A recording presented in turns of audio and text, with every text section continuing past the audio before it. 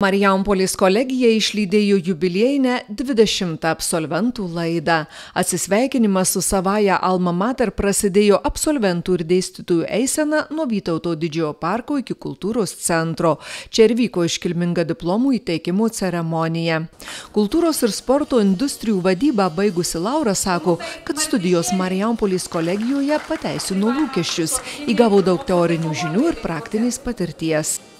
Labai motivavo būtent stoti į Marijampolės kolegiją, aišku, dėl studijų programos, kurios ir norėjau, ir dar dėl to, kad studijuojant studijų metu ir atliekant praktiką galima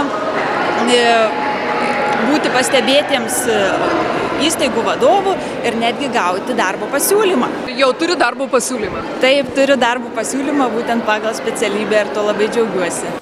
Marijampolės specialieji socialinės globos namai viena iš įstaigų, kurioje dirba daug Marijampolės kolegijos absolventų. Absolventai iš tikrųjų paruošiami praktikai. Mūsų įstaigoje, ko gero, praktiškai visi socialiniai darbuotojai yra baigę Marijampolės kolegijos socialinių mokslų studijas, geba teorinės žinias pritaikyti praktikoje. O tai turbūt svarbu yra? Taip, tai yra svarbu, nes tai ir profesinės žinios, ir asmeninės vertybės, ir savybės, ir gebėjimas pamilti tą žmogų, kuriam jisai teikia paslaugas. 109 kolegijos absolventams įteikti aukštojo neuniversitetinio mokslo diplomai, iš jų 10 su pagyrimu. Per visą 20 metų laikotarpį mes išleidome 6335 absolventus.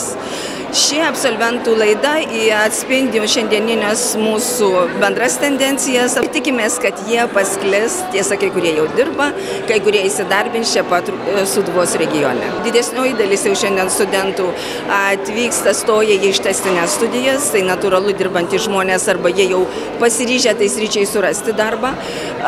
Nuolatinių studijų studentai didžioji dalis darbų susiranda praktikų metu. Tai jau baigiamosiose praktikose jiems yra pasiūlomos darbo vietos ir iš tiesų jau jie diplomus atsiima, žinodami, kur dirbs ir kur jų karjeros pradžia.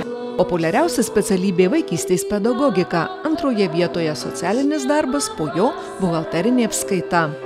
Planuojama, jog Marijampolės kolegijai tapus Mykolo Romerio universiteto padaliniu atsiras naujų studijų programų. Atliepiant regiono visus poreikius, aš manau, kad Marijampolėje mes sulauksime ir universitetinių pedagoginių studijų, tai kas leistų turėti ir ugdyti vietinius pedagogus.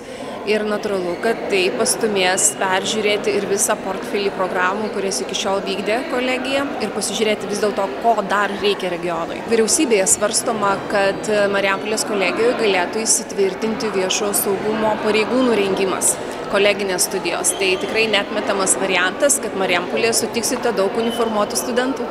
Dar planuose pedagogų rengimo centro regione įkūrimas.